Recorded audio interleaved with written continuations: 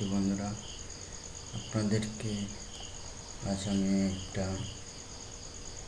Basic programme শেখাবো, যেটা হচ্ছে মাইক্রোসফট অফিস 2007। এটা অ্যাপ্লিকেশন সফটওয়্যার।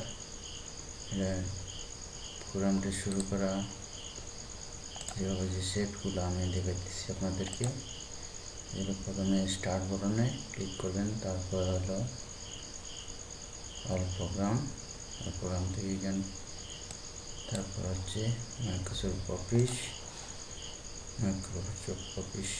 এখানে দেওয়ার পরে এখানে দুই ধরনের সফটওয়্যার দেওয়া আছে। এটা হলো 2007 এবং 2003। আমরা এখান থেকে মাইক্রোসফট অফিস ওয়ার্ড 2003 চয়েস করব।